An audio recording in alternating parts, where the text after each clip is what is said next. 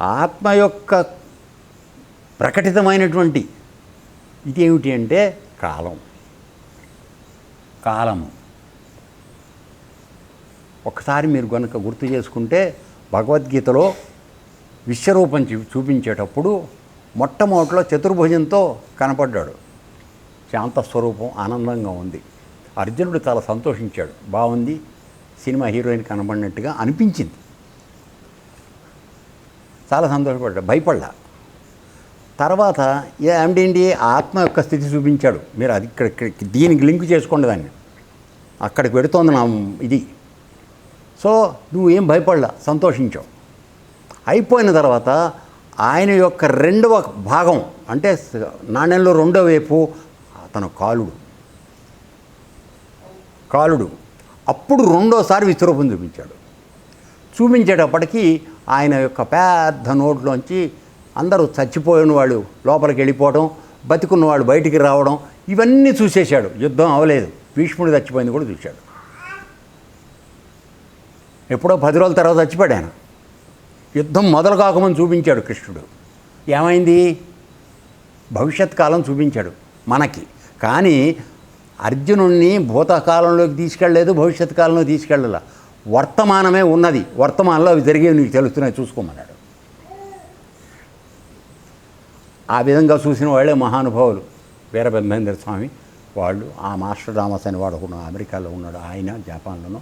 So వీళ్ళు ఎందుకని వాడు పూర్వజన్మ సుకృతం ఆ విధంగా ఉంది, అందుకని వాడికి జరగబోయేవన్నీ తెలుస్తున్నాయి. అర్థమైందా నాన్న? సో ఆ విధంగా ఇప్పుడు తన యొక్క కాలస్వరూపం ఏమిటని చెప్తున్నాడు. అర్థమైందా? ఆత్మ చూపించావు, కాలస్వరూపం ఎలా ఉంది అంటే భయంకరంగా ఎట్లా ఉంటుందో చెప్తున్నాడు. ఉద్ధవ, కాలం గతి అతి సూక్ష్మం. మనం ఇప్పుడు గంటలు నిమిషాలు అవి లెక్కేసుకుంటున్నాం. నిమిషాన్ని కూడా 1/100 వంతు చేసేటువంటి క్షణాన్ని 1/100 వంతు చేసేటువంటి లెక్క మన దగ్గర ఉంది. ఒక క్షణాన్ని అంత సూక్ష్మంగా పెడుతుంది ఆ కాలగమనం.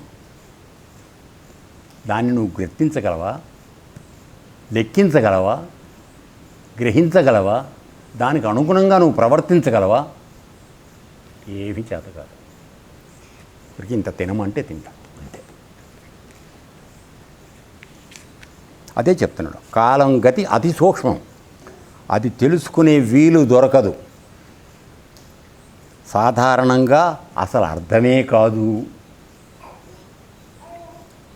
కాల ప్రభావం చేత ప్రతి క్షణం శరీరంలో వృద్ధి నాశనం జరుగుతూ ఉంటుంది. మరి మీరు సైన్స్ ప్రకారం మనం మాట్లాడితే మన శరీరంలో ఉన్నటువంటి కొన్ని లక్షల ప్రాణ కణాలు ఏవైతే ఉన్నాయో, జీవకణాలు, అవి కొన్ని చచ్చిపోతూ ఉంటాయి, కొన్ని కొత్తవి పుడుతూ ఉంటాయి. ఏ విధంగా అంటే మీకు సైంటిఫిక్గా చెప్తా. ఇప్పుడు మనం శ్వాసలు తీసుకుంటున్నాం కదా, శ్వాసలు తీసుకోవడానికి ఆధారమైనటువంటి ప్రాణ కణాలు ఏవైతే ఉన్నాయో అవి నిమిషానికి 15 సార్లు చొప్పున నువ్వు దాన్ని వాడుతూ ఉంటే అది ప్రతిసారి వెలిగి అగ్ని వస్తుంది. అదే నీకు శరీరంలో అగ్ని ప్రాణవాయువు రావడానికి కారణం. ఇది సైన్స్ నేను చెప్పేది.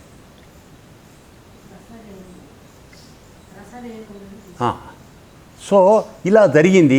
అది నువ్వు అలా వాడుకుంటే 3 రోజుల పాటు పనిచేస్తుంది ఆ కణం. దాన్ని ఆబగా ఎక్కువగా వాడుకున్నాం అనుకో, ఇంతంతలా ముక్కలు ఉంటాయి కదా, అవి తినటం వాటికి ఎక్కువగా వాడుకున్నాం అనుకో, అది ఒక రోజులోనే చచ్చిపోతుంది. ఆ చచ్చిపోయింది మళ్ళీ ఇంకొకటి జన్మిస్తే నీకు బ్యాలెన్స్ అవుతుంది. నువ్వు 10 రూపాయలు బ్యాంకులో తీసావురా, నెక్స్ట్ డే 10 రూపాయలు వేస్తే బ్యాలెన్స్ వస్తుంది. తీసేది తీయకుండా ఉంటే తక్కువైపోయింది కదా. సో ఇక్కడ శరీరంలో జరిగే మార్పులు ఏమిటి అంటే రోజు కొన్ని లక్షల జీవరాశులు చనిపోతున్నాయి. అవి తిరిగి మళ్ళీ కొన్ని రోజులకైనా పుడితే నీ శరీరంలో బ్యాలెన్స్, అప్పుడు నీ శరీరంలో పెరుగుదల కనపడుతోంది. ఆరోగ్యంగా ఉన్నాడు, అన్నీ బాగున్నాయి, మనిషి ఇంత లావు అయ్యాడు, ఇవన్నీ వస్తాయి. చనిపోయినవి తిరిగి పుట్టటల్లా వృద్ధాప్యం వచ్చింది. అర్థం ఏమిటి వృద్ధాప్యం అంటే? అర్థం చనిపోయినటువంటి జీవరాశులు ఏవైతే ఉన్నాయో ప్రాణకణాలు అవి మళ్ళీ ఉత్పత్తి జరగటంలా. ఇవన్నీ కాలంలో జరుగుతున్నాయి. అది నీకేమైనా తెలుస్తుందా?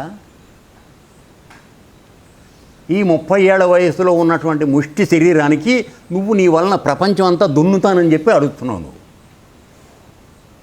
గట్టిగా మాట్లాడదాం అనుకోండి, అహంకారం వచ్చేది అప్పుడే. ఎందుకంటే బాగా ఒంటికి మదం పట్టినప్పుడు మనం ఎవరిని లెక్క చేయకుండా మాట్లాడుతూ ఉంటాం. పెద్ద చిన్న ఉండదు, తలపోకరతోని మాట్లాడుతూ ఉంటాం. ఎందుకని లోపల నీకు తయారవుని కణాలు తయారవుతూనే ఉన్నాయి, చనిపోతే వాటి ప్లేస్లో కొత్త వచ్చేస్తున్నాయి. అందుకని శరీరం బలంగా తయారవుతుంది. ఏనా? అదే ఇప్పుడు 50 ఏళ్ల వయసులో నెమ్మదిగా తగ్గుతాయి. 1,00,000 చనిపోతే ఒక 50,000 పుడతాయి. పూర్తి వృద్ధాప్యం వచ్చేటప్పటికి 1,00,000 పోతే 10,000 కూడా పుట్టవు. అందువలన వాడి శరీరంలో నీరసం, అనారోగ్యం, తూలిపోవటం, పడిపోవటం ఇవన్నీ వస్తూ ఉంటాయి. సో ఇటువంటి పరిస్థితిని నువ్వు అందాజా వెయ్యగలవా? ఊహించగలవా? నీతో ఏమవుతుంది? ఏమీ కాదు, ఒక పేడ కడి. అర్థమైందా? ఇంతోటి దానికి నాకు చాలా తెలివితేటలు ఉన్నాయి, పగిలిపోయినాయి, అది అయిపోయినాయి, ఇది అయిపోయినా మాట్లాడుతున్నావు. అర్థమైందా? ఇదే చెప్తున్నాడు చూడు. కాల ప్రభావం చేత ప్రతి క్షణం శరీరంలో వృద్ధి నాశనం జరుగుతూ ఉంటుంది. కొన్ని కొత్తవి పుడుతున్నాయి, కొన్ని పాతవి పోతున్నాయి. ఎట్లా? నువ్వు ప్రాణవాయువు వాడేసావు, ఆ కణాలు మండటం మానేస్తాయి. మండటం మానేస్తే అది పనికిరాదు. దాని ప్లేస్లో మళ్ళీ కొత్తది వస్తే నీ ప్రాణశక్తిని, దానికి మిమ్మల్ని ప్రాణాయామం చేయమని. అర్థమైందా? ఇవన్నీ ఎవడు చెప్పాలి? ఊరికే బిస్తట్లో వడ్డించినట్టుగా మీకు చెప్తే ఇలా కాసేపు ఊపడం, వెళ్ళిపోవడం, కిందకి వెళ్ళగానే మర్చిపోవడం.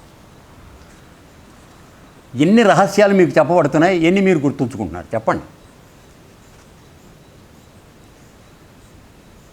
నేను కేవలం మిమ్మల్ని అంటున్నాను, బయట వాళ్ళని ఎవరిని అంటారు.